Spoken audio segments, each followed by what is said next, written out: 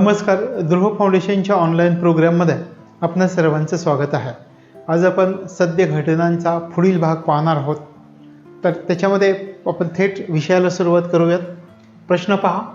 केंद्र सरकारनं अंमलबजावणी संचालनालय ईडी, आता हे यंत्रणा तुम्हा सर्वांना माहिती अलीकडील काळामध्ये केंद्र सरकार याचा मोठ्या प्रमाणामध्ये वापर करताना आपल्याला दिसत आहे. आणि केंद्रीय अन्वेषण ब्युरो म्हणजे सीबीआय, सेंट्रल ब्युरो इन्व्हेस्टिगेशन, या प्रमुखांचा कार्यकाळ सध्याच्या 2 वर्षावरून किती वर्षापर्यंत वाढवण्यात आलेला आहे.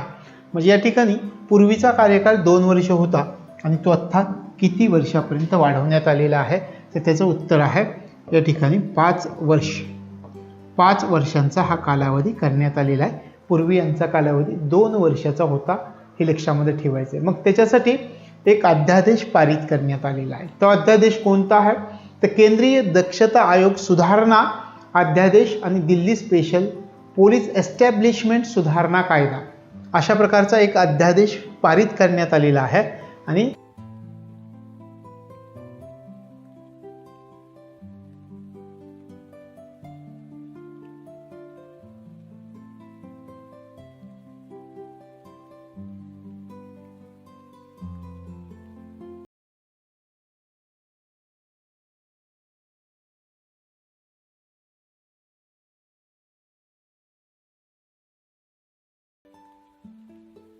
ते 1 मे 1956 मध्ये याची स्थापना झालेली आहे. ईडीची 1956 मध्ये याची स्थापना झालेली आणि याचे संचालक सध्या संजय कुमार मिश्रा हे संचालक आहेत. संजय कुमार मिश्रा हे याचे संचालक आहेत. त्याच्यानंतर केंद्रीय अन्वेषण ब्युरो सीबीआय. सीबीआयचा जर आपण विचार केला तर सीबीआयची स्थापना 1942 मध्ये, 1942 मध्ये. आणि याचा जर आपण विचार केला की याचे संचालक कोण आहेत, तर सुबोध कुमार जयस्वाल याचे संचालक आहेत. सुबोध कुमार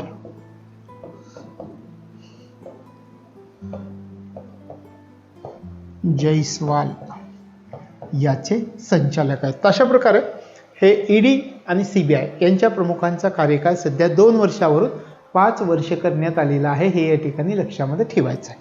आता आपण आपला पुढचा प्रश्न समजावून घेऊयात. पुढचा प्रश्न आहे की राज्यसभेचे महासचिव म्हणून खालीलपैकी कोणाची नियुक्ती करण्यात आलेली आहे. तर महासचिव म्हणून पूर्वीच्या महासचिवांच्या जागी पूर्वी कोणते महासचिव होते याचा जर विचार केला तर त्यांचं नाव होतं PPK रामाचार्युलू.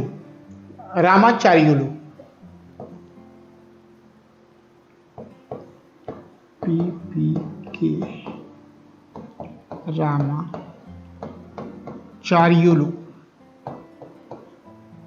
यांच्या जागेवरती नेमणूक करण्यात आलेली. कोणाची नेमणूक करण्यात आलेली आहे याचा जर तुम्ही विचार केला तर यांच्या जागेवरती प्रमोद चंद्र मोदींची नेमणूक करण्यात आलेली आहे. प्रमोद चंद्र मोदी, रामाचार्युलू यांच्या जागेवर प्रमोद चंद्र मोदींची नियुक्ती करण्यात आलेली आहे राज्यसभेचे महासचिव म्हणून. हे कधी घटना घडलेली आहे, तर 12 नोव्हेंबर 2021 मध्ये ही घटना घडलेली आहे. नोव्हेंबर 2021 मध्ये. अशा प्रकारे हे लक्षात ठेवायचं, प्रमोद चंद्र मोदी यांनी राज्यसभेचे महासचिव म्हणून यांची नेमणूक झालेली आहे. त्यांची जागा कोणाची जागा घेतली आहे हे लक्षामध्ये ठेवा. आणि यांचा जर विचार केला आहे प्रमोद चंद्र मोदींचा, तर हे 1982 चे IRS अधिकारी आहेत. 1982च्या बॅच मधील आहेत. IRS इंडियन रेव्हेन्यू सर्व्हिस याच्यामधले ते अधिकारी होत. त्याच्यानंतर त्यांनी CBDTचे माजी अध्यक्ष म्हणून सुद्धा काम केलेलं आहे, हे पण लक्षात ठेवा. CBDT, आता हे आपल्याला नाव लगेच लक्षामध्ये येईल. CBDT माजी अध्यक्ष, CBDTचे माजी अध्यक्ष आहेत. म्हणजे central board of direct taxes असं CBDTचं लॉंग फॉर्म आहे. त्याचे माजी अध्यक्ष म्हणून सुद्धा यांनी काम केलेलं आहे, लक्षामध्ये ठेवायचं आहे. तर अशा प्रकारे राज्यसभेचे महासचिव म्हणून कोणाची नियुक्ती करण्यात आलेली होती, तर नियुक्ती करण्यात आलेली, तर प्रमोद चंद्र मोदींची नियुक्ती करण्यात आलेली आहे, हे या ठिकाणी लक्षात ठेवायचं आहे. पुढचा प्रश्न घेऊयात आपण. 29वी दक्षिण विभागीय परिषद खालीलपैकी कोणत्या ठिकाणी भरली होती? काय सांगता येते का या ठिकाणी? तर तिरुपती या ठिकाणी भरली होती, हे लक्षात ठेवा. तिरुपती या ठिकाणी ही परिषद भरली होती. लक्षात आला प्रश्न? 29वी दक्षिण विभागीय परिषद कोणत्या ठिकाणी भरली होती? कोणाच्या अध्यक्षतेखाली भरली होती हे माहिती आहे का तुम्हाला? तर केंद्रीय गृहमंत्री अमित शहा यांच्या अध्यक्षतेखाली ही परिषद भरलेली होती. अमित शहा यांच्या अध्यक्षतेखाली ही परिषद भरलेली होती. कोणकोणती राज्य, कोणकोणते संघराज्य प्रदेश याच्यामध्ये समाविष्ट होते याचा जर तुम्ही विचार केला तर तुम्हाला या ठिकाणी 5 राज्यांचा समावेश झालेला दिसतो आणि 3 संघराज्य प्रदेशांचा समावेश झालेला दिसतो या परिषदेमध्ये. तर 5 राज्य आणि 3 संघराज्य प्रदेश. कोणती 5 राज्य आहेत? काय म्हटले पाहिजे? दक्षिणेकडची राज्य, दक्षिण विभागीय परिषद असं म्हटलं. कोणकोणती राज्य येतील? आंध्र प्रदेश येईल, कर्नाटक येईल, तामिळनाडू येईल, केरळा, तेलंगणा. आंध्र प्रदेश, कर्नाटक, तामिळनाडू, केरळ, तेलंगणा ही 5 राज्य आहेत या दक्षिण विभागीय परिषदेमध्ये समाविष्ट झालेली. लक्षात ठेवायचं आहे. आणि 3 संघराज्य प्रदेश कोणते? तर पुदुच्चेरी, लक्षद्वीप आणि अंदमान निकोबार.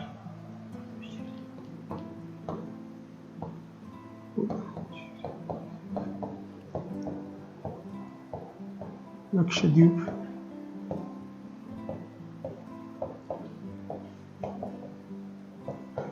निकोबार.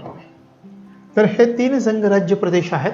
तशा प्रकारे 29वी दक्षिण विभागीय परिषद तिरुपती या ठिकाणी झालेली आहे. कोणाच्या अध्यक्षतेखाली झालेली आहे पहा? केंद्रीय गृहमंत्री अमित शहा. 5 राज्य, 3 संघराज्य प्रदेश. 5 राज्यांमध्ये आंध्र प्रदेश, कर्नाटक, तामिळनाडू, केरळ, तेलंगणा आणि 3 संघराज्य प्रदेशांमध्ये पुदुच्चेरी, लक्षद्वीप, अंदमान आणि निकोबार यांचा समावेश होता, हे या ठिकाणी लक्षामध्ये ठेवायचं आहे. आता आपण आपला पुढचा प्रश्न घेऊयात.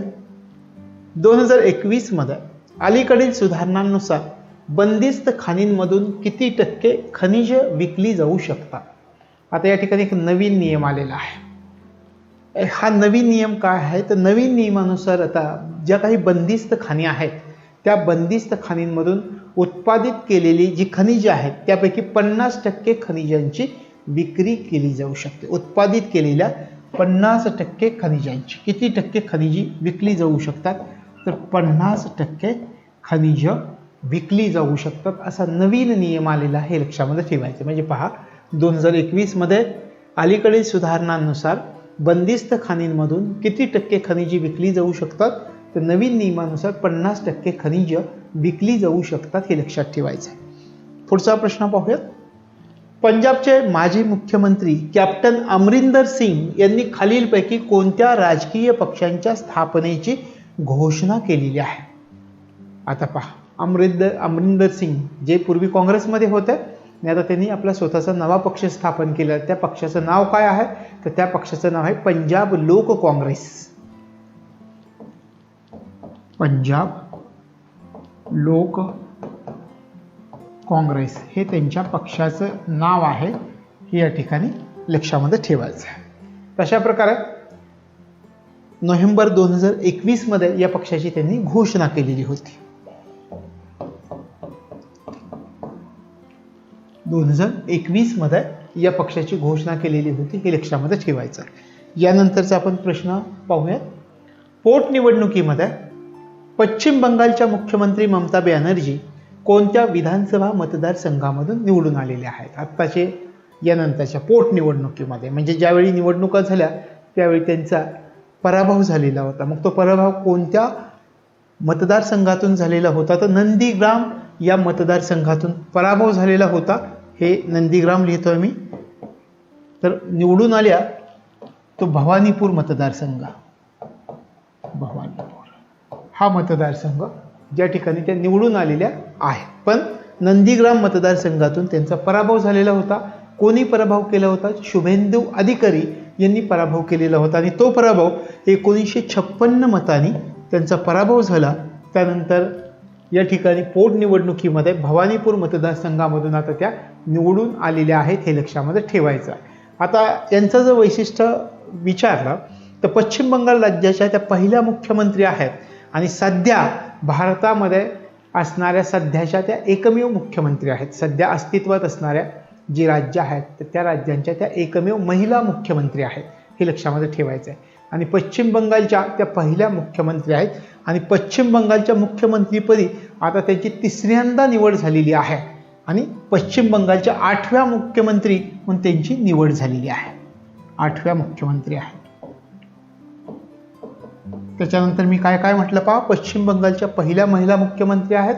सध्या भारतामध्ये एकमेव महिला मुख्यमंत्री आहेत, हे लक्षामध्ये ठेवायचं. तर अशा प्रकारे भवानीपूर मतदारसंघामधून त्या निवडून आलेल्या आहेत आणि पराभव नंदीग्राम मतदारसंघातून शुभेंदू अधिकारी यांच्याकडून झालेला होता. 1956 मताने त्यांचा पराभव झालेला होता, हे लक्षात ठेवायचं. पुढचा प्रश्न पाहूयात. एक्सपिरियन्स स्टुडिओ कोणत्या शहरात सुरू करण्यात आलेला आहे? कोणत्या शहरामध्ये? तर याचं उत्तर आहे की हा जो स्टुडिओ आहे, हा स्टुडिओ नवी दिल्ली या शहरामध्ये सुरू करण्यात आलेला आहे. या स्टुडिओचं वैशिष्ट्य काय आहे पहा. या स्टुडिओचा जर विचार केला तर NITI Aayog, Amazon web services आणि इंटेल यांनी हा स्टुडिओ सुरू केलेला आहे. स्टुडिओ सुरू करण्यामध्ये यांचा सहभाग आहे. या ठिकाणी आपण पाहूयात. NITI Aayog, Amazon web services, Amazon web services आणि इंटेल, हे लक्षात ठेवा, इंटेल यांचा समावेश आहे हा स्टुडिओ स्थापन करण्यामध्ये. तर यांनी सुरू केलेला आहे असं म्हटलं तरी चालेल. तर हा स्टुडिओ काय आहे? दिल्लीला जो स्थापन करण्यात आलेला किंवा सुरू करण्यात आलेला हा स्टुडिओ नेमकाचा उद्देश काय आहे? तर आपल्या देशामध्ये जे काही नवीन स्टार्टअप्स उद्योग सुरू झालेले आहेत ते स्टार्टअप उद्योग आणि तज्ज्ञ यांच्यासाठी एक प्रयोग सुविधा म्हणून हा स्टुडिओ सुरू करण्यात आलेला आहे, हे लक्षामध्ये ठेवायचं आहे. पुढचा प्रश्न आपण समजावून घेऊयात. खालीलपैकी कोणत्या राज्यात सरकारी कामकाजासाठी भास्करबदा चंद्र सौर दिनदर्शिकाचा वापर केला जाणार आहे? पहा काय म्हटलं, सरकारी कामकाजासाठी कोणत्या राज्यात काय भास्करबदा चंद्र सौर दिनदर्शिका याचा उपयोग केला जाणार आहे, असं कोणतं राज्य आहे? तर त्या राज्याचं नाव आहे आसाम. आसाम राज्यामध्ये सरकारी कामकाजासाठी भास्करबदा चंद्र सौर दिनदर्शिकेचा उपयोग केला जाणार आहे, हे या ठिकाणी लक्षामध्ये ठेवायचं. आणि सध्या आसाम सरकार कोणत्या दिनदर्शिकांचा उपयोग करत आहे याचा जर तुम्ही विचार केला तर सध्या आसाम सरकार आपल्या राज्यात सरकारी कामकाजासाठी अधिकृत दिनदर्शिका म्हणून साका आणि ग्रेगोरीय दिनदर्शिकांचा वापर करत आहे. साका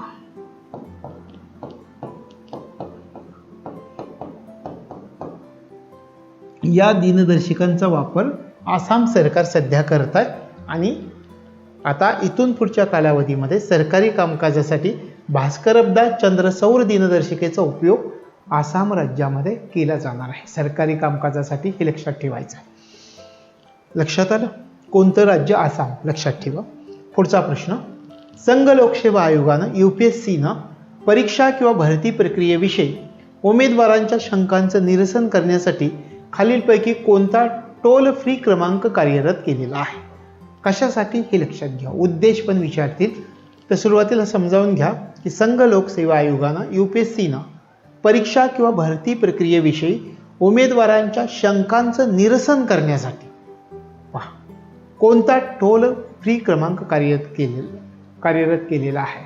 तर या ठिकाणी मी टोल फ्री क्रमांक सांगतो, खूप सोपा आहे. सुरुवातीला हे लक्षात ठेवा, 1800 हे एवढं. त्याच्यानंतर आता कसं लक्षात ठेवायचं पहा, 118711 1811 अशा प्रकारे टोल फ्री क्रमांक UPSCनं कार्यरत केलेला आहे, हे लक्षामध्ये ठेवायचं आहे. आता हा का कार्यरत केला? तर स्वातंत्र्याचा 75वा वर्धापन दिन आत्ता झालेला आपण किंवा वर्धापन वर्ष म्हणूयात, वर्धापन वर्ष झालेलं आपण पाहिलं. तशा प्रकारे या वर्धापन वर्षानिमित्त आपण आझादी का अमृत महोत्सव हा सोहळा पार पाडलेला होता. आणि या आझादी का अमृत महोत्सव या सोहळ्याचाच एक भाग म्हणून UPSCनं हा टोल फ्री क्रमांक कार्यरत केलेला आहे. हेल्पलाईन क्रमांक म्हणूयात आपण, टोल फ्री हेल्पलाईन क्रमांक कार्यरत केलेला आहे. कुठला आहे पहा, 1811 87 11. अशा प्रकारे टोल फ्री क्रमांक आहे, हे लक्षामध्ये ठेवायचं. पुढचा प्रश्न पाहूयात. गर्भपात कायद्याच्या अधिसूचनेनुसार महिलांना विशिष्ट प्रकरणात किती आठवड्यापर्यंत गर्भपात करण्याची मुभा असणार आहे? या ठिकाणी काय म्हटलंय पहा, विशिष्ट प्रकरणामध्ये असं स्पष्ट सांगितलेलं आहे. मग ती विशिष्ट प्रकरणं कोणती आहेत हे पण आपल्याला विचार करावा लागेल. आणि किती आठवड्यापर्यंत गर्भपात करण्याची मुभा देण्यात आलेली आहे? तर लक्षात ठेवायचं, गर्भपात कायद्याच्या अधिसूचनेनुसार महिलांना विशिष्ट प्रकरणामध्ये 24 आठवड्यापर्यंत 24 आठवड्यापर्यंत गर्भपात करण्याची मुभा असणार आहे, हे लक्षामध्ये ठेवायचं. आणि याच्या अगोदर ही मुभा 20 आठवड्यापर्यंत होती. अगोदर 20 आठवड्यापर्यंत अशा प्रकारे गर्भपात करता येत होता. आता ही मुदत वाढवली आणि ही मुदत 24 आठवड्यापर्यंत गर्भपात अशा स्त्रियांना विशिष्ट प्रकरणामध्ये करता येणार आहे, हे लक्षामध्ये ठेवायचं. विशिष्ट प्रकरणं म्हणजे कोणती? समजा मनोरुग्ण महिला असतील त्यांना, त्याच्यानंतर काही महिलांच्या गर्भधारणेमध्ये जर काही दोष असेल तर त्यांना सुद्धा अशा प्रकारे गर्भपात करण्यात येणार आहे किंवा करता येणार आहे. याशिवाय काही स्त्रियांवरती अत्याचार झालेले असतील किंवा विविध घटना घडलेल्या असतील त्यांच्या बाबतीमध्ये, तर त्या घटनांच्या बाबतीमध्ये, याशिवाय कौटुंबिक व्यभिचार किंवा कौटुंबिक अत्याचार म्हणूयात, तशा प्रकारे ज्या काही पीडित महिला आहेत त्यांना ही परवानगी देण्यात आलेली आहे. म्हणूनच आपण विशिष्ट प्रकरण असं म्हटलेलं आहे. पहा, पूर्वी 20 आठवड्यापर्यंत मुभा होती, आता 24 आठवड्यापर्यंत. कोणाला आहे विशिष्ट प्रकरणामध्ये? मनोरुग्ण महिला, गर्भधारणेमध्ये दोष असणाऱ्या महिला, लैंगिक अत्याचार झालेल्या महिला, बलात्कारित असणाऱ्या महिला, कौटुंबिक व्यभिचाराला बळी पडणाऱ्या महिला, अशा महिलांना 24 आठवड्यापर्यंत गर्भपात करण्याची परवानगी देण्यात आलेली आहे, हे लक्षात ठेवायचं. पुढचा प्रश्न पाहूयात. खालीलपैकी कोणत्या राज्यामध्ये मोबाईल कोर्ट युनिट्स सुरू केलेलं आहे? 2 राज्य, तेलंगणा आणि उत्तराखंड आहे. पुन्हा एकदा पहा, कोणत्या राज्यांमध्ये मोबाईल कोर्ट युनिट्स सुरू केलेले आहेत? तर तेलंगणा व उत्तराखंड राज्यामध्ये, तेलंगणा उत्तराखंड राज्यामध्ये मोबाईल कोर्ट युनिट सुरू केलेले आहेत, हे लक्षामध्ये ठेवायचं आहे. तर अशा प्रकारे तेलंगणा आणि उत्तराखंड ही 2 राज्य आपल्याला लक्षामध्ये ठेवता येतील. उद्देश काय आहे? अशा प्रकारचे मोबाईल कोर्ट्स युनिट सुरू करण्याचे उद्देश कोणते आहेत? आता या ठिकाणी एक अभिधान मी सांगतो की महिला किंवा बालपीडित किंवा साक्षीदार किंवा डॉक्टर असतील, वैद्यकीय व्यवसाय असतील, तपास अधिकारी असतील, त्यांचे पुरावे जे आहेत ते पुरावे रेकॉर्ड करण्याची परवानगी देण्यासाठी अशा प्रकारे मोबाईल कोर्ट युनिट सुरू करण्यात आलेले आहे. साक्षीदारांचे, आपण म्हटले की महिलांवर अन्याय झालेले साक्षीदार, याशिवाय डॉक्टर, याशिवाय काही तपास अधिकारी यांचे जे काही पुरावे आहेत ते पुरावे रेकॉर्ड करण्याची परवानगी देण्यासाठी हे मोबाईल कोर्ट युनिट सुरू करण्यात आलेले आहेत. कोणत्या राज्यांमध्ये सुरू करण्यात आलेले आहेत? तर तेलंगणा आणि उत्तराखंड राज्यांमध्ये सुरू करण्यात आलेले आहेत, हे लक्षामध्ये ठेवायचं. यानंतरचा प्रश्न पहा, कोणत्या राज्यानं भूमिपुत्रांना खाजगी नोकऱ्यामध्ये 75% आरक्षण देणारं विधेयक पारित केलेलं आहे? कोणत्या राज्यानं भूमिपुत्रांना खाजगी नोकऱ्यांमध्ये 75% आरक्षण देणारं विधेयक पारित केले? प्रश्न लक्षात आला? भूमिपुत्रांना खाजगी नोकऱ्यांमध्ये, हे पहा, सरकारी आहे का खाजगी ते आपल्याला फसवण्याचा प्रयत्न करते. तर खाजगी नोकऱ्यांमध्ये किती टक्के आरक्षण हे पण लक्षात ठेवा. 75% आरक्षण देणारं विधेयक पारित केलेलं आहे. त्या राज्याचं नाव आहे झारखंड. हे लक्षात ठेवा. झारखंड या राज्याने अशा प्रकारचं विधेयक पारित केलेलं आहे खाजगी नोकऱ्यांमध्ये. आता हे कधी घडलेलं आहे? 8 सप्टेंबर 2021 मध्ये. 8 सप्टेंबर 2021 मध्ये ही घटना घडलेली आहे. लक्षामध्ये ठेवायचं. अशा प्रकारचा कायदा जर संमत झाला तर अशा प्रकारचा कायदा संमत करणारं झारखंड हे तिसरं राज्य ठरणार आहे. म्हणजे याच्या अगोदर 2 राज्य असणार आहेत. हे लक्षामध्ये ठेवायचं. ती 2 राज्य कोणती? तर आंध्र प्रदेश आणि हरियाणा.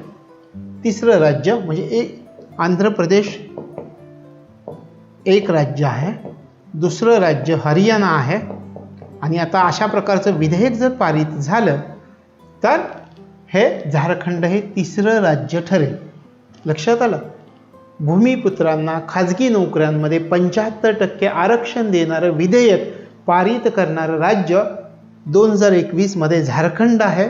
अशा प्रकारचं विधेयक जर पारित झालं तर हे राज्य तिसरं राज्य ठरणार आहे देशामध्ये. आणि पहिली 2 राज्य कोणती आहेत? आंध्र प्रदेश आणि हरियाणा.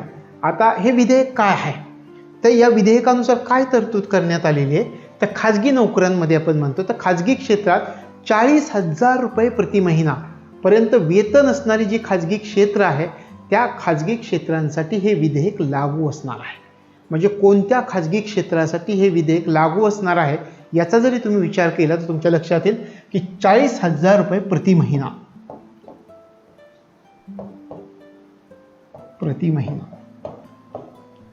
या 40,000 रुपये प्रति महिना पर्यंत वेतन असणारे जे खाजगी क्षेत्र आहे त्यांना हे विधेयक लागू असणार आहे. लक्षात आलं. झारखंड राज्य लक्षात ठेवायचं. त्याच्या अगोदरचे आंध्र प्रदेश हरियाणा हे लक्षात ठेवायचं. आणि काय? भूमिपुत्रांना खाजगी नोकऱ्यांमध्ये 75% आरक्षण आणि कोणत्या खाजगी क्षेत्रांना 40,000 प्रति महिना वेतन असणारी जी खाजगी क्षेत्र आहे त्यांना हे विधेयक लागू असणार आहे. हे लक्षामध्ये ठेवायचं. पुढचा प्रश्न पाहूयात. सर, मॅडम असं आपण संबोधतो. तर अशा संबोधनांवर बंदी घालणारी मथुर, संबोधनांवर बंदी घालणारी मथुर ही भारतामधील पहिली ग्रामपंचायत कोणत्या राज्यात आहे? सर्वात जास्त शिक्षित राज्य कोणतं? साक्षरता कोणत्या राज्यात सर्वात जास्त आहे? लक्षात आलं. केरळ. बरोबर आहे. केरळ राज्यात आहे. लक्षात आलं. तशा प्रकारे या ग्रामपंचायतीने असा हा निर्णय घेतला की सर, मॅडम अशा संबोधनांवरती बंदी घातली जाईल. अशा प्रकारचा निर्णय या ग्रामपंचायतीनं 1 सप्टेंबर 2021 मध्ये घेतलेला आहे. हे लक्षामध्ये ठेवायचं. तर ही ग्रामपंचायत कदाचित असंही विचारतील की ही जी ग्रामपंचायत आहे ती केरळमधील कोणत्या जिल्ह्यामध्ये आहे असं जर विचारलं तर तेही लक्षात ठेवा. पलक्कड या जिल्ह्यामध्ये आहे. केरळमधील पलक्कड हा जिल्हा, पलक्कड हा जिल्हा, या जिल्ह्यामध्ये ही ग्रामपंचायत आहे मथुर नावाची. लक्षात आलं. पुढचा प्रश्न घेऊयात. मोठा प्रश्न आहे. कर्नाटक सरकारनं घेतलेल्या तृतीयपंथीयांच्या आरक्षण निर्णयासंदर्भामध्ये पुढीलपैकी कोणतं विधान सत्य नाही? म्हणजे या ठिकाणी कर्नाटक सरकारनं या तृतीयपंथीय जे लोक आहेत त्यांना आरक्षण देण्यासंदर्भात काही निर्णय घेतलेले आहेत. ते विधानं दिलेली आहेत आणि त्याच्यातलं एक विधान असं आहे की कोणतं विधान सत्य नाही, एक विधान सत्य नाही. ते कुठले आहेत हे आपण पाहण्याचा या ठिकाणी प्रयत्न करूया. पहिलं विधान पहा. कर्नाटक सरकारनं सरकारी नोकऱ्यांमध्ये, आता पहा, सरकारी नोकऱ्यांमध्ये तृतीयपंथीयांसाठी 1% जागा राखीव ठेवण्याचा निर्णय घेतला आहे. हे आपण पाहिलं आहे, न्यूजमध्ये पाहिलेलं आहे की कर्नाटक सरकारनं सरकारी नोकऱ्यांमध्ये तृतीयपंथीयांसाठी 1% जागा राखीव ठेवण्याचा निर्णय घेतलेला आहे. दुसरं विधान पहा. हे विधान बरोबर आहे. कर्नाटक सरकारनं शिक्षण संस्थांमध्ये तृतीयपंथीयांसाठी 1% जागा राखीव ठेवण्याचा निर्णय घेतलेला आहे. आता या ठिकाणी आपण जे न्यूज पाहिल्या त्याच्यामध्ये शिक्षण संस्थांचा कुठेही उल्लेख असलेला आपल्याला दिसून आलेला नाही. म्हणजे हे नाहीच की शिक्षण संस्थांमध्ये नाही, सरकारी नोकऱ्यांमध्ये. निर्णय कुठे घेतलाय? सरकारी नोकऱ्यांमध्ये. शिक्षण संस्थांमध्ये घेतलाय का? तर शिक्षण संस्थांमध्ये हा निर्णय घेण्यात आलेला नाही, हे लक्षात ठेवायचं आहे. म्हणजे हे विधान चुकीचं आहे. तर सरकारी नोकऱ्यांमध्ये तृतीयपंथीयांना आरक्षण देणारं कर्नाटक हे पहिलं राज्य आहे. बरोबर आहे, देशातलं पहिलं राज्य. हे पण लक्षात ठेवा की सरकारी नोकऱ्यांमध्ये तृतीयपंथीयांना आरक्षण देणारं भारतातलं प्रथम राज्य कोणतं आहे? कर्नाटक राज्य. किती टक्के आरक्षण दिलंय? सरकारी नोकऱ्यांमध्ये 1% आरक्षण दिलेलं आहे. त्यांना 1% जागा राखीव ठेवण्यात आलेला आहे, ते लक्षात ठेवायचं. त्यानंतर तिसरंही बरोबर आहे. चौथं पाहूयात. कर्नाटक सरकारनं घेतलेल्या निर्णयानुसार तृतीयपंथीयांना सरकारी नोकऱ्यांमध्ये देण्यात येणार 1% आरक्षण हे खुल्या तसेच सर्व आरक्षित प्रवर्गांसाठी लागू असेल. हे पण विधान बरोबर आहे, सगळ्यांसाठी लागू आहे. म्हणजे कर्नाटक सरकारने हा जो निर्णय घेतला की सरकारी नोकऱ्यांमध्ये तृतीयपंथीयांसाठी 1% जागा राखीव ठेवण्याचा किंवा त्यांना आरक्षण हे खुल्या तसेच त्यांच्या सर्व आरक्षित प्रवर्गासाठी लागू असणार आहे, हे लक्षामध्ये ठेवायचं आहे. तशा प्रकारे ही विधानं लक्षात घ्यायची की शिक्षण संस्थांमध्ये कोणत्याही प्रकारे जागा राखीव ठेवण्याचा निर्णय घेतलेला नाही किंवा तसं जाहीरही केलेलं नाही, हे लक्षामध्ये या ठिकाणी ठेवायचं. आपण यानंतरचा प्रश्न पाहूयात. महाराष्ट्राच्या नवीन विद्युत वाहन धोरण 2021 मध्ये खालीलपैकी कोणत्या बाबी अंतर्भूत आहेत? पहिला पहा, याचं उद्दिष्ट सांगितलं की 2025 सालापर्यंत मुंबई महानगर प्रदेश, पुणे, नाशिक, नागपूर, औरंगाबाद या 5 मोठ्या भागामधील 25% सार्वजनिक आणि मालवाहतूक वाहनांचं विद्युतीकरण करायचं आहे 2025 पर्यंत. 2021 ते 2025 पर्यंत असं आपण म्हणूया. 2021 ते 2025 म्हणजे जवळजवळ 5 वर्ष. 2025 सालापर्यंत मुंबई महानगर प्रदेश कोणकोणत्या ठिकाणची पहा. या ठिकाणी पुणे, नाशिक, नागपूर, औरंगाबाद या 5 मोठ्या भागातील 25% आपण म्हटलं ही नावं लक्षात ठेवा. आणि 25% सार्वजनिक आणि मालवाहतूक वाहनांचं विद्युतीकरण केलं जाणार आहे. आता मी तुम्हाला प्रश्न विचारेन, कधीपर्यंत उद्दिष्ट आहे? ते लक्षात ठेवायचं. महाराष्ट्रात जे विद्युत वाहन धोरण 2021 आहे त्याचं उद्दिष्ट 2025 पर्यंतच आहे. म्हणजे 21, 22, 23, 24, 25 5 वर्षाचं. 5 वर्षापर्यंत उद्दिष्ट आहे, लक्षात आलं आपलं. ठीक आहे. कधीपर्यंत? 2025 सालापर्यंत. कोणकोणत्या प्रदेशामध्ये? मुंबई महानगर प्रदेश, पुणे, मुंबई पुणे लक्षात राहील तुमच्या. त्याच्यानंतर नाशिक, नागपूर या ठिकाणी ना आहे. नाशिक, नागपूर आणि औरंगाबाद. मुंबई, पुणे, नाशिक, नागपूर, औरंगाबाद या 5 मोठ्या भागातील किती टक्के पहा? 25% सार्वजनिक आणि मालवाहतूक वाहनांचं विद्युतीकरण करायचं आहे. विधान बरोबर आहे. दुसरा पाहूयात. एसटीच्या ताफ्यामधलं काय उद्दिष्ट आहे? एसटीच्या ताफ्यामधील किमान 15% बस, किमान 15% बस गाड्यांचं इलेक्ट्रिक वाहनात रूपांतर करायचं आहे. म्हणजे काय उद्दिष्ट ठेवले? हे विधान बरोबर आहे, पण आपण त्या ठिकाणी राऊंड केला की या मोठ्या भागातील 25% सार्वजनिक आणि मालवाहतूक वाहनांचं उद्योगीकरण करायचं आहे. एसटीच्या ताफ्यातील किमान 15% बस गाड्यांचं इलेक्ट्रिक वाहनांमध्ये रूपांतर करायचं आहे. हे धोरण पुढील 5 वर्षासाठी लागू आहे. हे पहा, आपण म्हटलंच 21 ते 25 म्हणजे हे पण विधान आपल्याला दिसतंय. या धोरणांतर्गत विद्युत रिक्षा, विद्युत टॅक्सी यांना परवान्याची गरज असणार नाही असं 4थं विधान आहे.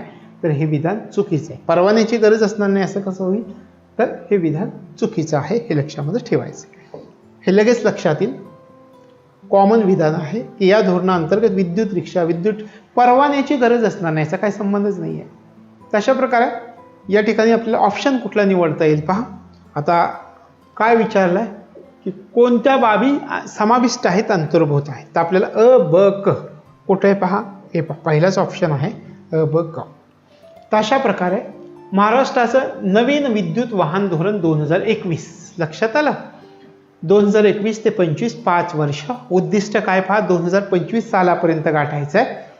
मुंबई महानगर प्रदेश आपण असं लक्षात ठेवलंय कसं? मुंबई, पुणे, नाशिक, नागपूर आणि औरंगाबाद या 5 मोठ्या भागातील किती टक्के सार्वजनिक आणि मालवाहतूक वाहनांचं उद्योगीकरण करायचं आहे? तर 25%. एसटीच्या ताफ्यातील किती टक्के बस गाड्याचं इलेक्ट्रिक वाहनांमध्ये रूपांतर करायचं आहे? 15%. त्यानंतर हे धोरण किती वर्षासाठी लागू असेल? 5 वर्षासाठी लागू असेल, हे या ठिकाणी लक्षामध्ये ठेवायचं. आणि हे धोरण तयार करण्यासाठी कोणाच्या अध्यक्षतेखाली समिती नेमण्यात आलेली होती याचा जर तुम्ही विचार केला तर महाराष्ट्र शासनाचा अतिरिक्त मुख्य सचिव आहेत वाहतूक विभागाचे आशिष कुमार सिंग यांच्या नेतृत्वाखाली एक समिती नेमण्यात आलेली होती, ते पण लक्षात ठेवा. आशिष कुमार सिंग यांच्या नेतृत्वाखाली यासाठी समिती नेमण्यात आलेली होती. प्रदूषण रोखता यावं यासाठी आंतरराष्ट्रीय पातळीवर ज्या पद्धतीनं आपले पंतप्रधान प्रयत्न करत आहेत त्या पद्धतीनं संपूर्ण देशामध्ये या विषयीचं धोरण आखलं जात आहे. त्यातलंच एक महाराष्ट्राचं एक धोरण आहे, हे लक्षामध्ये ठेवायचं. यानंतरचा प्रश्न पहा, हा महत्वाचा प्रश्न आहे की पुनावाला व्हॅक्सिन रिसर्च बिल्डिंग नावाच्या अत्याधुनिक लस संशोधन केंद्राची स्थापना कोणत्या ठिकाणी केली जाणार आहे? रिसर्च बिल्डिंग नावाच्या अत्याधुनिक लस संशोधन केंद्राची स्थापना कोणत्या ठिकाणी केली जाणार? लंडनला केली जाणार आहे. लंडन या ठिकाणी केली जाणार आहे. आता याचं थोडंसं आपल्याला माहिती घ्यावी लागणार आहे की ज्याच्यामुळे स्पष्टता येईल. तर केंद्राचं नाव काय आहे याचा जर आपण विचार केला तर या ठिकाणी तुम्हाला दिसतंय केंद्राचं नाव की पुनावाला व्हॅक्सिन रिसर्च बिल्डिंग हेच केंद्राचं नाव आहे. जे केंद्र स्थापन करण्यात येणार आहे त्या केंद्राचं नाव हे आहे, हे लक्षात ठेवायचं. लंडनला केंद्र स्थापन करण्यात येणार आहे. कोणत्या? लंडनमध्ये एका विद्यापीठाद्वारे या केंद्राची स्थापना केली जाणार आहे. तर ते विद्यापीठ कोणतं हे पण विचारतील. तर लंडनमधील ऑक्सफर्ड विद्यापीठाद्वारे या केंद्राची स्थापना केली जाणार आहे. ऑक्सफर्ड विद्यापीठ, या विद्यापीठाद्वारे या केंद्राची स्थापना लंडनला केली जाणार आहे. काय आहे? अत्याधुनिक लस संशोधन केंद्र आहे हे पुनावाला व्हॅक्सिन रिसर्च बिल्डिंग या नावाने जे केंद्र उभारण्यात येणार आहे ऑक्सफर्ड विद्यापीठाद्वारे. तर हे केंद्र काय आहे? अत्याधुनिक लस संशोधन केंद्र, लक्षात ठेवायचे. अत्याधुनिक लस संशोधन केंद्र, तशा प्रकारचे हे केंद्र असणार आहे, हे लक्षात ठेवायचं. आलं लक्षात? आता लंडनमध्ये ऑक्सफर्ड विद्यापीठाद्वारे या पुनावाला व्हॅक्सिन रिसर्च बिल्डिंग या केंद्राची स्थापना केली जाणार आहे. ते काय फुकट करणार आहेत का? नाहीत करणार. मग यासाठी या पुनावाला कुटुंब जे आहे तर त्या कुटुंबियांकडून एक मदत दिली जाणार आहे. किती मदत दिली जाणार आहे पुनावाला कुटुंबियांकडून? तर 500 कोटी रुपयांची मदत दिली जाणार आहे. ह्या केंद्राची स्थापना करण्यासाठी 500 कोटींची मदत या पुनावाला कुटुंबियाकडून दिली जाणार आहे. आणि त्या मदतीवरच या लंडनमध्ये ऑक्सफर्ड विद्यापीठाद्वारे या पुनावाला व्हॅक्सिन रिसर्च बिल्डिंग या केंद्राची स्थापना केली जाणार आहे, हे लक्षात यायचे. तुमच्या लक्षात आलं का पुनावाला कोण आहेत? पुण्यातलं जे सिरम इन्स्टिट्यूट आहे त्याचे मालक आहेत हे पुनावाला कुटुंब. सिरम इन्स्टिट्यूट नाव ऐकलं असेल तुम्ही. आता लसही आपल्या ज्या तयार झालेल्या आहेत कोरोनाच्या वगैरे, तर सिरम इन्स्टिट्यूटचे मालक आहेत ह्या पुनावाला. आणि हे जे संशोधन केंद्र उभारलं जाणार आहे अत्याधुनिक लस संशोधन केंद्र आपण म्हणतोय, तर हे जागतिक दर्जाचं संशोधन केंद्र या ठिकाणी उभारलं जाणार आहे. आणि त्या केंद्रासाठी या पुनावाला कुटुंबियांकडून 500 कोटींची मदत देण्यात येणार आहे. आणि सध्या या ऑक्सफर्ड विद्यापीठाच्या कुलगुरू कोण आहेत याचा जर तुम्ही विचार केला तर डॉक्टर लुईस रिचर्डसन या याच्या कुलगुरू आहेत. कुलगुरू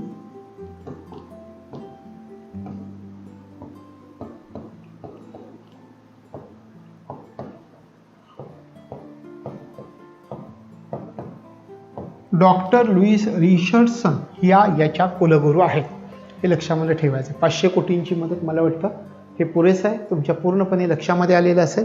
आपण पुढचा प्रश्न समजावून घेऊया. भारतीय बनावटीचं अत्याधुनिक चिलखती वाहन लष्कराच्या ताफ्यात दाखल करण्यात आलेलं आहे. भारतीय बनावटीचं अत्याधुनिक चिलखती वाहन लष्कराच्या ताफ्यात दाखल करण्यात आलंय. हे चिलकती वाहन पुण्याद्वारे निर्माण करण्यात आलेलं आहे. साहजिकच आहे. पहिला आपलं आहे की कोणत्या फॅक्टरीमध्ये हे आपल्याला लक्षामध्ये ठेवायचं आहे. त्याच्यामध्ये ऑर्डनन्स फॅक्टरी मेडक,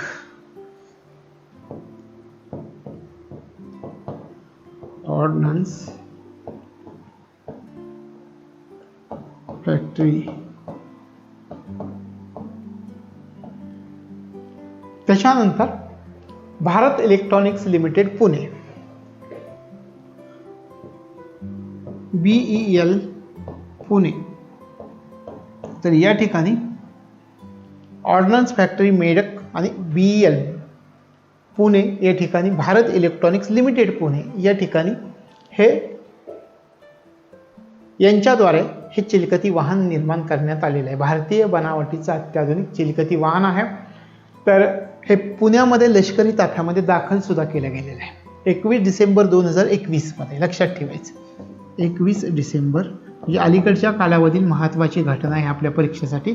21 डिसेंबर 2021 मध्ये हे पुणे या ठिकाणी, कोणत्या ठिकाणी पहा, पुणे या ठिकाणी लष्कराच्या ताफ्यामध्ये हे वाहन दाखल करण्यात आलेलं आहे. लक्षामध्ये ठेवायचं.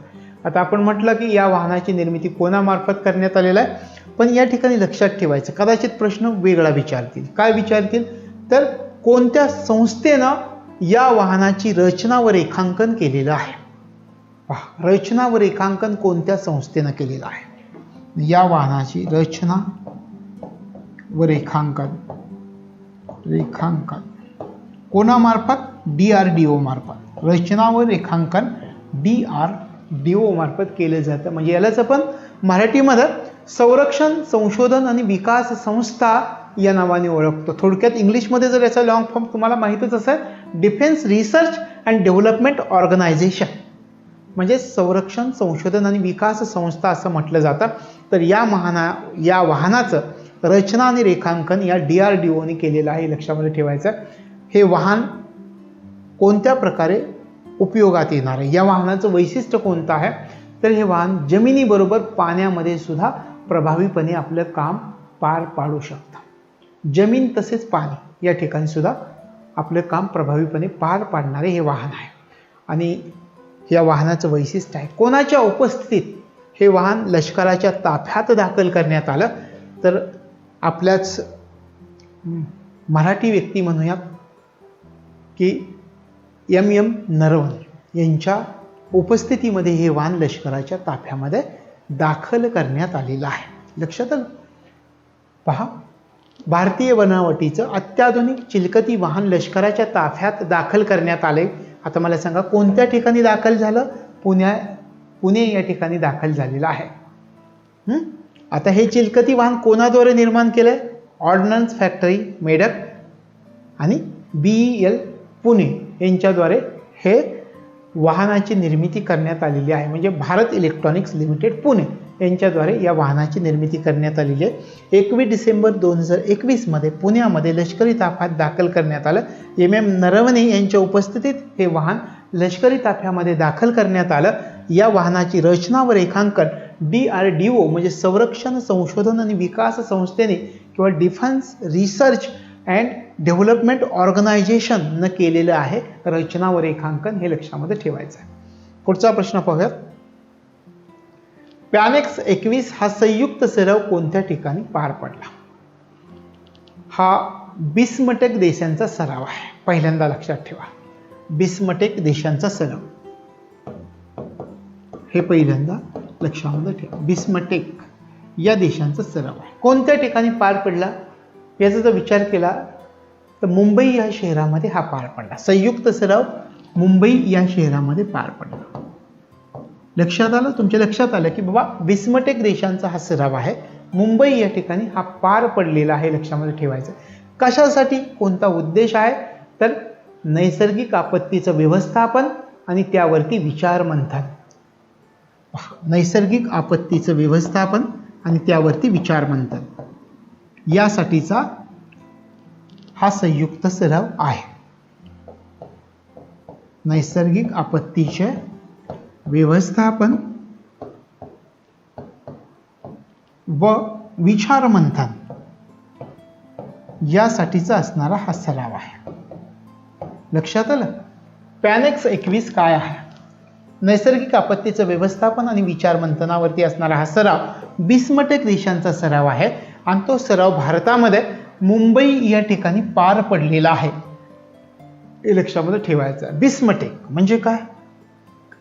याचा लॉंग फॉर्म आपल्याला ज्यावेळी काही आंतरराष्ट्रीय संस्था आपण पाहणार आहोत त्यावेळेस पण पाहता येईल, पण थोडक्यात मी सांगेन. बिस्मटेक, बे ऑफ बेंगॉल. बी म्हणजे बे ऑफ बेंगॉल. त्याच्यानंतर I, initiative for multi sectoral technical and economic corporation असं म्हटलं जातं. बे of Bengal, initiative for multi sectoral technical and economic corporation म्हणजे बिस्मटेक असा त्याचा अर्थ होतो. किती देशांचा समावेश आहे? बिस्मटेकमध्ये 7 देश येतात. कोणते 7 देश येतात? नावावरून ओळखता येईल का आपल्याला? बी, बांगलादेश, भूतान. आय, ओळखता येतोय का आपला देश? इंडिया. एम, म्यानमार आहे त्याच्यामध्ये.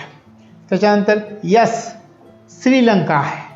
त्याच्यानंतर आपल्याला अजून कोणते सांगता येईल? टी, थायलंड आहे. आणि शेवटचा जो देश आहे तो नेपाळ आहे. अशा प्रकारे बिस्मटेक देशांमध्ये या 7 देशांचा समावेश होतो. म्हणजे या ठिकाणी मी सांगितलं, बी वरून बांगलादेश, भूतान, आय वरून इंडिया, एस वरून श्रीलंका, एम वरून म्यानमार, टी वरून थायलंड आहे आणि नेपाळ आहे. इकॉनॉमिक कॉर्पोरेशन आहे, आर्थिक सहकार्य. लक्षात आलं? तर आपत्तीचे व्यवस्थापन आणि विचार मंथन यासाठी हा सराव पार पडला. त्या सरावाचं नाव काय हे पण विचारतील. तर त्या सरावाचं नाव आहे पॅनेक्स 21. मुंबईला पार पडला. बिस्मटेक देशांचा सराव. 7 देश आहेत. ते कोणत्या आहेत हे मी तुम्हाला सांगितलं. जाता जाता सांगतो, याचं सचिवालय कोणत्या ठिकाणी आहे? तर बिस्मटेक देशांचं सचिवालय ढाका, बांगलादेश या ठिकाणी यांचं सचिवालय आहे. आणि यांची स्थापना केव्हा झाली? या बिस्मटेक या इकॉनॉमिक कॉर्पोरेशनची, तर याची स्थापना झालेली आहे 6 जून 1997 मध्ये. 6 जून 1997 मध्ये. पहा मी काय म्हटलं याला? बिस्मटेक इकॉनॉमिक कॉर्पोरेशन, EC. आणि याच्यामध्ये देशांचा क्रम लावला आपण. कोणकोणते देश घेतले होते? Bangladesh, Bhutan, I India, S Sri Lanka, M Myanmar, T Thailand आणि शेवटचा एन नेपाळ. तशा प्रकारे आणि ECचं इकॉनॉमिक कॉर्पोरेशन. तशा प्रकारे आर्थिक सहकार्य हा आहे बिस्मटेक देशांचा. लक्षात आलं? तर याला आपण पॅनेक्स 21 असं म्हटलेलं आहे, लक्षात ठेवायचं. पुढचा प्रश्न पाहूयात. पहा विधानं आहेत.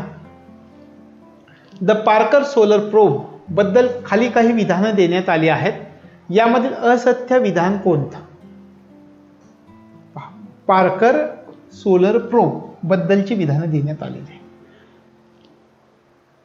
या प्रकल्पाचे मुख्य शास्त्रज्ञ जॉन हॉपकिन्स युनिव्हर्सिटीमधील नौर शयाफी आहेत. या प्रकल्पाचे मुख्य शास्त्रज्ञ कोणती युनिव्हर्सिटी ते लक्षात ठेवा. हे विधान बरोबर आहे पहिलं. आता या ठिकाणी या विधानामध्ये आणखी कशा प्रकारे प्रश्न येतील आपल्याला तपासून पाहावं लागेल. या प्रकल्पाचे मुख्य शास्त्रज्ञ जॉन हॉपकिन्स युनिव्हर्सिटीमधील शास्त्रज्ञ नौर शयाफी आहेत. या यानानं डिसेंबर 2021 मध्ये प्रथमच सूर्याला स्पर्श केला. म्हणजे हे वेगळा प्रश्न येऊ शकतो की डिसेंबर 2021 मध्ये सूर्याला स्पर्श करणारं यान कोणतं आहे? तर द पार्कर सोलर प्रोब असं त्याचं नाव आहे. लक्षात आलं? या यानानं डिसेंबर 2021 मध्ये प्रथमच सूर्याला स्पर्श केला आहे. तिसरं विधान पहा. सूर्याचा अभ्यास करण्यासाठी नासानं 2019 मध्ये, आता 2019 म्हटलेलं आहे, 2019 मध्ये पार्कर सोलार प्रोब हे यान लॉन्च केलेलं होतं. मग 2019 मध्ये हे लॉन्च केलं होतं का? तर हे चुकलेलं. 2019 मध्ये नाही लॉन्च केलेलं. कधी लॉन्च केलेलं आहे सांगता येईल का? विचार करा. 2018 मध्ये लॉन्च केलेलं आहे. 2018 मध्ये लॉन्च केलेलं आहे, हे लक्षात ठेवायचं. 2018 मध्ये लॉन्च केलं आणि या यानानं डिसेंबर 2021 मध्ये प्रथमच सूर्याला स्पर्श केलेला आहे. म्हणजे हे विधान चुकीचं आहे.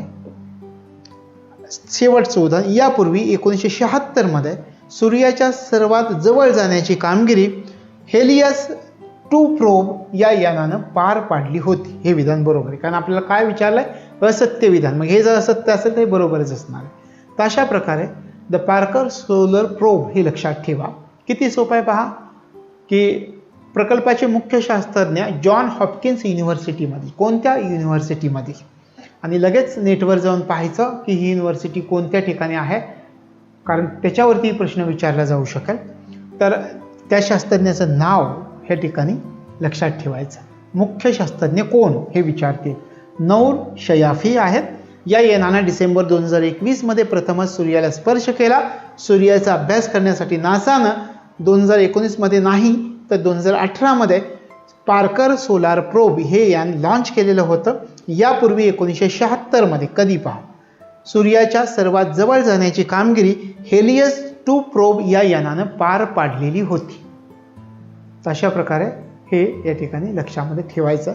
जर विधानं आली द पार्कर सोलर प्रोब हे लक्षात ठेवायचं आहे. आणि कोणाचं अंतराळ यान आहे हे पण लक्षात ठेवा, नासाचं. नासा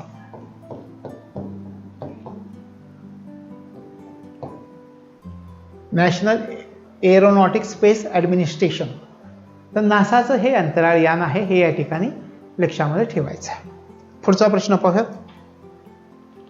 कोरोनाच्या नव्या प्रकाराला दिलेलं ओमायक्रॉन हे नाव कोणत्या लिपी अथवा भाषेवरून घेतलेलं आहे? मग तुम्हाला ऑप्शन येतील, लॅटिन असेल, फ्रेंच असेल, ग्रीक असेल, स्पॅनिश असेल. तर कोणत्या भाषेवरून हे ओमायक्रॉन हे नाव घेण्यात आलेलं आहे? तर ग्रीक भाषेवरून घेण्यात आलेलं आहे. ग्रीक भाषेवरून. कोणी नाव दिलंय? WHO, जागतिक आरोग्य संघटनेने, वर्ल्ड हेल्थ ऑर्गनायझेशनने हे नाव दिलेलं आहे. आणि हा विषाणू सर्वात प्रथम कोणत्या ठिकाणी आढळलेला होता असं जर विचारलं तर नोव्हेंबर 2021 मध्ये दक्षिण आफ्रिकेमध्ये आढळला. नोव्हेंबर 2021 मध्ये दक्षिण आफ्रिका, दक्षिण आफ्रिका या ठिकाणी हा विषाणू सर्वात प्रथम आढळलेला होता. हे लक्षामध्ये ठेवायचं आहे. आणि अशा प्रकारचा रुग्ण भारतात पहिल्यांदा कधी आढळला याचा जर तुम्ही विचार केला तर जाता जाता लक्षात ठेवा की नोव्हेंबर 2021 मध्ये हा दक्षिण आफ्रिकेमध्ये सर्वप्रथम आढळला. आणि भारतामध्ये 2 डिसेंबर 2021 मध्ये भारतामध्ये पहिला रुग्ण आढळून आलेला होता. 2 डिसेंबर 2021. ह्याची गरज नाहीये पण लक्षात ठेवा, इंडियामध्ये पहिला रुग्ण 2 डिसेंबर 2021 मध्ये आढळून आला. हे नाव दिलंय ग्रीक भाषेमधलं, जागतिक आरोग्य संघटनेनं नाव दिलेलं आहे, हे लक्षात ठेवायचं. यानंतरचा प्रश्न पहा. प्रलय क्षेपणास्त्राबाबतचे योग्य विधान अथवा विधाने निवडा. हे क्षेपणास्त्र जमिनीवरून पाण्यात मारा करणार आहे. ह्या क्षेपणास्त्राचा पल्ला 300 ते 400 किलोमीटर एवढा आहे. प्रलय क्षेपणास्त्र याच्याविषयीच आपल्याला लक्षामध्ये ठेवायचं की बाबा कोणतं विधान योग्य आहे. तर या दोन्हीचा जर विचार केला तर लक्षात ठेवायचं की दोन्ही विधानं योग्य नाही आहेत. कसे योग्य नाही ते मी सांगतो. सुरुवातीला याचं पण स्पष्टीकरण पाहूयात. याचा जर विचार केला तर हे जे क्षेपणास्त्र आहे जमिनीवरून पाण्यात मारा करणार नाही, जमिनीवरून जमिनीवर मारा करणार आहे. हे जमिनीवरून पाण्यात नाही तर जमिनीवरून जमिनीवर मारा करणार आहे. जमिनीवरून जमिनीवर मारा करणार आहे. आपल्याला काय दिलं? जमिनीवरून पाण्यात मारा करणार आहे. आता दुसरं विधान पहा. या क्षेपणास्त्राचा पल्ला 300 ते 400 किलोमीटर एवढा आहे. हे विधान चुकलेलं आहे. कसं चुकलेलं आहे ते मी सांगतो तुम्हाला. या विधानाचं स्पष्टीकरण आपल्याला असं सांगता येईल की या क्षेपणास्त्राचा जो पल्ला आहे तो 150 ते 500 किलोमीटर एवढा आहे. 150 ते 500 किलोमीटर एवढा पल्ला आहे. आणि जर हा पल्ला तुम्हाला किलोमीटरमध्ये न विचारता मैलामध्ये विचारला तर काय सांगाल? 93 ते 311 मैल्स किंवा मैल. 93 ते 311 मैल एवढा त्याचा पल्ला आहे. दोन्हीमध्ये लक्षात ठेवायचं नेहमी अशा महत्त्वाच्या घटना. एवढा त्याचा पल्ला आहे. आणि किलोमीटरमध्ये 150 ते 500 किलोमीटर एवढा त्याचा पल्ला आहे. अशा प्रकारे हे विधान दोन्ही चुकीचे आहेत हे आपल्या लक्षामध्ये येत आहे. आणि हे क्षेपणास्त्र जमिनीवर मारा करणार आहे. आता ह्या क्षेपणास्त्राची पहिली चाचणी यशस्वी ठरली का अयशस्वी ठरली हे पण तुम्हाला माहिती असणं गरजेचं आहे. प्रलय क्षेपणास्त्र काय झालं, पहिली चाचणी यशस्वी ठरली का, तर याचं उत्तर आहे पहिली चाचणी यशस्वी ठरली. कधी झाली आहे, 22 डिसेंबर 2021 मध्ये याची पहिली चाचणी यशस्वी ठरलेली आहे. पहा, म्हणजे अलीकडच्या कालावधीमध्ये 22 डिसेंबर 2021 मध्ये याची काय झालेली आहे, पहिली चाचणी यशस्वी ठरलेली आहे. आणि या क्षेपणास्त्राचं वैशिष्ट्य असं आहे की अत्याधुनिक असं क्षेपणास्त्र आहे, अत्याधुनिक नव्या पिढीचं हे प्रलय क्षेपणास्त्र आहे. याची चाचणी कोणामार्फत घेण्यात आलेली आहे याचा जर तुम्ही विचार केला तर DRDO मार्फत ही चाचणी घेण्यात आलेली आहे. लक्षात आलं. तशा प्रकारे प्रलय क्षेपणास्त्राबाबतची माहिती लक्षात ठेवायची. जमिनीवरून जमिनीवरती मारा करणार आहे, त्याचा पल्ला 150 ते 500 किलोमीटर, 93 ते 311 मैल. 22 डिसेंबर 2021 मध्ये याची पहिली चाचणी घेण्यात आली आणि ही चाचणी यशस्वी ठरलेली आहे. लक्षात ठेवायचं आहे. अत्याधुनिक नव्या पिढीचं हे प्रलय क्षेपणास्त्र आहे हे लक्षामध्ये ठेवायचं आहे. DRDOनं याची पहिली चाचणी घेतलेली आहे हे लक्षामध्ये ठेवायचं आहे. आता आपण आपला पुढचा प्रश्न घेऊया. कोणती व्यक्ती आंतरराष्ट्रीय अंतराळ स्थानकाला स्वखर्चानं भेट देणारी पहिली पर्यटक ठरली आहे? कोणती व्यक्ती आंतरराष्ट्रीय अंतराळ स्थानकाला ISS असं आपण म्हणूया, सांगता येते का कोणती व्यक्ती आहे? इंटरनॅशनल स्पेस सेंटर, आंतरराष्ट्रीय अंतराळ स्थानक, याला आपण म्हटलं ISS. स्वखर्चानं भेट देणारी पहिली पर्यटक ठरली. लक्षात ठेवायचं, या व्यक्तीचं नाव युसाकू माएझावा. युसाकू माएझावा हे आहे या व्यक्तीचं नाव. आणि ही व्यक्ती कोणत्या देशाची आहे, तर जपान या देशाची आहे. जपान. युसाकू माएझावा. तशा प्रकारे या व्यक्तीचं नाव आहे हे लक्षामध्ये ठेवायचं आहे. आणि स्वखर्चाने भेट देणारी ही पहिली पर्यटक आहे. ह्याचं नाव विचारण्याची शक्यता आहे, तर हा पहिला पर्यटक आहे. आणि यांनी या इंटरनॅशनल आपण जे म्हणतोय आंतरराष्ट्रीय अंतराळ स्थानक, इंटरनॅशनल स्पेस स्टेशन याच्यावरती जे आहे किंवा स्पेस सेंटर म्हणूयात, तर याच्यावरती जे आहे ते 12 दिवस या व्यक्तीनं वास्तव्य केलेलं आहे. 12 दिवस त्या ठिकाणी ही व्यक्ती राहिलेली आहे. 12 दिवस. मग ही पृथ्वीवरती परत कधी आली याचा जर विचार केला तर 20 डिसेंबर 2021 मध्ये ही व्यक्ती पृथ्वीवरती परत आलेली आहे. 12 दिवस त्या ठिकाणी राहिली आणि 20 डिसेंबर 2021 मध्ये ही व्यक्ती पृथ्वीवरती परत आलेली आहे. लक्षात आलं. इंटरनॅशनल स्पेस सेंटर किंवा स्पेस स्टेशन म्हणूया स्थानक, नाव त्यांचं. जपानमधील व्यक्ती आहे, 12 दिवस राहिली आणि 20 डिसेंबर 2021. युसाकू हे तरी नाव लक्षात ठेवा. युसाकू म्हटलं की तुमच्या लगेच लक्षात येईल. तशा प्रकारे हा प्रश्न लक्षात ठेवायचा आहे. आपण आपला पुढचा प्रश्न पाहूयात.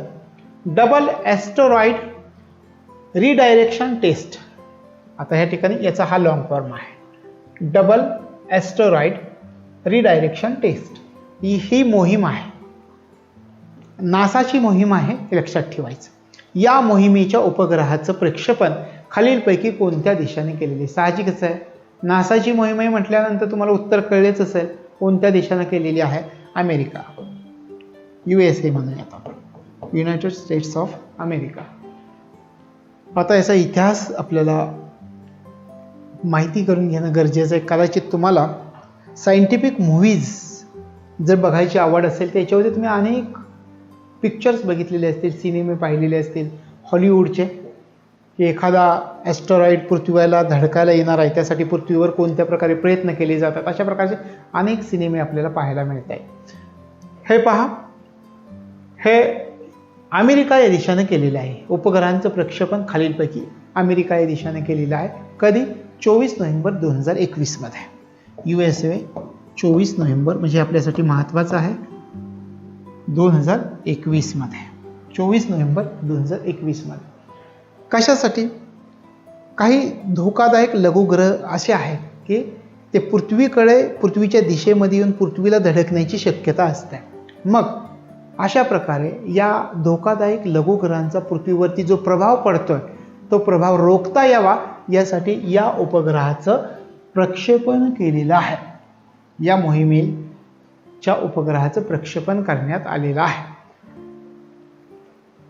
आपण म्हटल्याप्रमाणे की पृथ्वीवरती एखादा लघुग्रह, एखादा धूमकेतू धडकू नये, त्याचं पृथ्वीचं नुकसान होऊ नये, पृथ्वीवरची सजीव सृष्टी धोक्यामध्ये येऊ नये यासाठी अमेरिकेची अवकाश संशोधन संस्था आहे जी NASA, national aeronautics space administration ज्याला आपण म्हणतो, तर त्या संस्थेनं ही सुरू केलेली मोहीम आहे. लक्षात आलं? तर 24 नोव्हेंबर रोजी स्पेस एक्स आपण म्हणूयात, स्पेस एक्स लक्षात ठेवा, कदाचित कशावर प्रश्न विचारतील सांगता येत नाही. स्पेस एक्स, ह्या स्पेस एक्सच्या फाल्कन 9 हा अग्निबाण आहे. फाल्कन 9 हा अग्निबाण आहे. मी सांगतो, स्पेस एक्सच्या फाल्कन 9 या अग्निबाणाद्वारे कॅलिफोर्नियामधून यशस्वी प्रक्षेपण करण्यात आलेलं आहे. कुठून?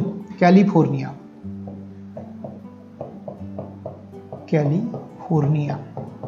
मधून प्रक्षेपण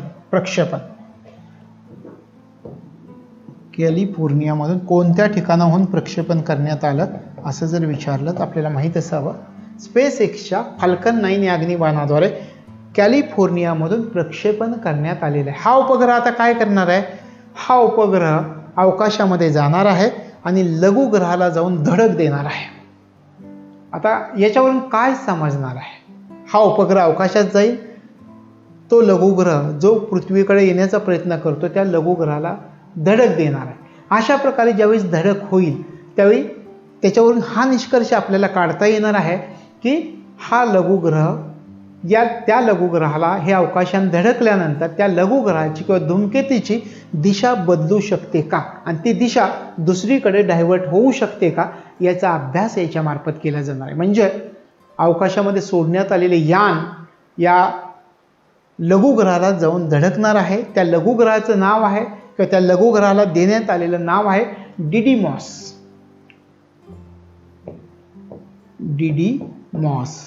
या लघुग्रहाला अवकाशयान जाऊन धडक देणार आहे. मग भविष्यात जर आपल्याला पृथ्वीला असा धोका निर्माण झाला की एखादा लघुग्रह आपल्या पृथ्वीच्या दिशेने येतोय, सजीव सृष्टी संपुष्टात येण्याची शक्यता आहे, मग आपल्याला एखादा अवकाशयान पाठवून त्या लघुग्रहाला धडक देऊन, त्या धूमकेतूला धडक देऊन त्याची दिशा बदलता येऊ शकते का याचा अभ्यास या मोहिमेद्वारे केला जाणार आहे. आणि हे मग अवकाशयान या लघुग्रहाला जाऊन कधी धडकणार आहे तर ते पण आपल्यासाठी महत्त्वाचं आहे. तर ऑक्टोबर 2022 मध्ये हे यान लघुग्रहाला जाऊन धडकणार आहे. आपल्यासाठी पाहण्याची महत्त्वाची गोष्ट किंवा आपल्याला कमीत कमी ती न्यूज पूर्णपणे समजून घेण्याची महत्त्वाची गोष्ट असणारी ऑक्टोबर 2022 मध्ये. आणि खरोखरच त्याची दिशा बदलली तर भविष्यामध्ये पृथ्वीवर असा जर काही धोका निर्माण होत असेल तर त्या दृष्टिकोनातून प्रयत्न केले जाणार आहेत. आपल्याला माहिती आहे की याच्या अगोदर जे डायनोसॉर्स होते त्यांचं निधनसुद्धा किंवा त्यांची सृष्टी, सजीव सृष्टी त्यांची संपुष्टात येण्याचं कारणच हे होतं की एखाद्या लघुग्रहाची पृथ्वीला बसलेली धडक, त्याच्यातून संपूर्ण सजीव सृष्टी नष्ट झालेली होती. तशा प्रकारची सजीव सृष्टी पुन्हा भविष्यात नष्ट होऊ नये म्हणून हा एक प्रयत्न आहे अमेरिकेच्या नासा या संस्थेमार्फत. आपण म्हटलं स्पेस एक्सच्या फाल्कन 9 अग्निबाणाद्वारे कॅलिफोर्नियामधून प्रक्षेपण करण्यात आलेला आहे. उद्देश धोकादायक लघुग्रहाद्वारे पृथ्वीवर जो प्रभाव पडतोय तो प्रभाव रोखता यावा हा उद्देश आहे, हे लक्षामध्ये ठेवायचा आहे. कोणी सुरू केलंय? नासाने सुरू केलेलं आहे. 24 नोव्हेंबर 2021 मध्ये सुरू केलेली डिडीमॉस नावाचा लघुग्रह आहे, त्याला जाऊन अवकाशात धडकणार आहे आणि ऑक्टोबर 2022 मध्ये हे धडकणार आहे. तर ते आपल्या लक्षामध्ये येईल. यानंतर आपण पुढचा प्रश्न पाहूयात. Institute for defence studies and analysis या संस्थेला खालीलपैकी कोणाचं नाव देण्यात आलेलं आहे? Institute for defence studies and analysis या संस्थेला कोणाचं नाव देण्यात आलेलं आहे? मग तुम्हाला ऑप्शन्स येतील. राजा रामन्ना, डॉक्टर होमी बाबा, अटल बिहारी वाजपेयी, त्याच्यानंतर मनोहर पर्रीकर. तर कोणाचं नाव देण्यात आलेलं आहे? तर लक्षात ठेवायचं, या इन्स्टिट्यूटला मनोहर पर्रीकर यांचं नाव देण्यात आलेलं आहे. मनोहर पर्रीकर यांचं नाव या इन्स्टिट्यूटला देण्यात आलेलं आहे. लक्षात आलं? Institute for defence studies and analysis. कदाचित तुम्हाला उलटा प्रश्न विचारतील की मनोहर पर्रीकर या संरक्षण मंत्र्यांचं नाव, म्हणजे भूतकाळातील कैलासवासी मानण्यात पण, तर या संरक्षण मंत्र्याचं नाव खालीलपैकी कोणत्या संस्थेला देण्यात आलेलं आहे, असा उलटाही प्रश्न विचारतील. तर institute for defence studies and analysis या संस्थेला मनोहर पर्रीकरांचं नाव देण्यात आलेलं आहे. या संस्थेचं मुख्यालय दिल्लीला आहे. हे पण लक्षामध्ये ठेवा.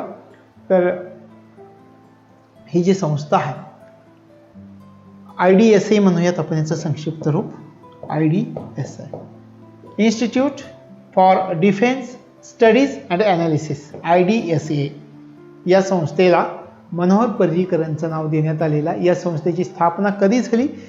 तर 1965 मध्ये या संस्थेची स्थापना झाली. 11 नोव्हेंबर 1965 स्थापना. 11 नोव्हेंबर 1965 मध्ये या संस्थेची स्थापना करण्यात आलेली. संरक्षण मंत्रालयाच्या अंतर्गत असणारी ही संस्था आहे. स्वायत्त संस्था म्हणून काम करणारी ही संस्था आहे. आणि ही संस्था आपण जे म्हटलं की स्टडीज अँड ॲनालिसिस, मग कोणतं संशोधन करते? संरक्षण आणि सुरक्षितता या संबंधीचे जे पैलू आहेत पहा, संरक्षण आणि सुरक्षितता या संबंधीचे जे पैलू आहेत त्या पैलूंवरील संशोधन करणं आणि त्या संबंधीची धोरणं, या संबंधीचा अभ्यास ही संस्था करते. Institute for defence studies and analysis, IDSA ही संस्था कशावर संशोधन करते? मी म्हटलं संरक्षण आणि सुरक्षितता या संबंधीचे जेवढे पैलू आहेत त्याच्यावरती संशोधन करते आणि त्यांची काही धोरणं आखायची, त्या धोरणांचा अभ्यास या संस्थेमार्फत केला जातो. म्हणून या संस्थेला institute for defence studies and analysis असं म्हणतात. या संस्थेला आता मनोहर पर्रीकर यांचं नाव देण्यात आलेलं IDSA याचं संक्षिप्त नाव आहे. दिल्लीला त्याचं मुख्यालय आहे. 11 नोव्हेंबर 1965 मध्ये या संस्थेची स्थापना करण्यात आलेली आहे. हे लक्षात ठेवायचं. पुढचा प्रश्न पाहूयात. नुकतंच प्रकाशित झालेलं cooking to save your life हे पुस्तक खालीलपैकी कोणाचे? अशा प्रकारचा प्रश्न विचारतील. मग काही देतील, सुब्रमण्यम स्वामी देतील, शशी थरूर देतील, त्याच्यानंतर गुलाम नबी आझाद देतील, अभिजित बॅनर्जी देतील. तशा प्रकारे नुकतंच प्रकाशित झालेलं cooking to save your life पुस्तक खालीलपैकी कोणाचं आहे? हे पुस्तक अभिजित बॅनर्जी यांचं आहे. Abhijit Banerjee, cooking to save your life हे पुस्तक अभिजित बॅनर्जी यांचं आहे. हे या ठिकाणी लक्षामध्ये ठेवायचं आहे. पुढचा प्रश्न पाहूयात. यमुना नदी पूर्णपणे स्वच्छ करण्यासाठी 6 कलमी कृती योजना कोणत्या वर्षापर्यंत जाहीर केलेली आहे? आता यमुना नदी म्हटली की दिल्ली हे तुमच्या लक्षामध्ये येईल. तर सुरुवातीला आपल्या प्रश्नाचं उत्तर पाहूयात. यमुना नदी पूर्णपणे स्वच्छ करायची 6 कलमी कृती योजना आहे. त्यासाठी पहा, यमुना नदी स्वच्छ करण्यासाठी किती कलमी कृती योजना? 6 कलमी कृती योजना कोणत्या वर्षापर्यंत जाहीर करण्यात आलेली आहे? 2025 वर्षापर्यंत जाहीर करण्यात आलेली आहे. 2025 वर्षापर्यंत ही योजना जाहीर करण्यात आलेली आहे. 6 कलमी कृती योजना आहे, हे लक्षात ठेवायचं आहे. आणि दिल्लीचे मुख्यमंत्री तुम्हाला सर्वांना माहिती आहेत. बऱ्याचशा वस्तू त्या फ्रीमध्ये वाटतात. त्याच्याविषयी आपल्याला जास्त बोलायला नको, पण दिल्लीचे मुख्यमंत्री अरविंद केजरीवाल यांनी 2025 पर्यंत यमुना नदी पूर्णपणे स्वच्छ करण्यासाठी एक योजना आखली आहे. त्याला 6 कलमी कृती योजना असं म्हणतात.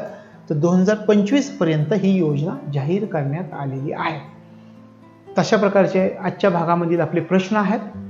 यानंतरच्या पुढच्या भागामध्ये आपण भेटूयात नवीन प्रश्नांसह. तोपर्यंत तुम्हाला तुमच्या अभ्यासासाठी शुभेच्छा.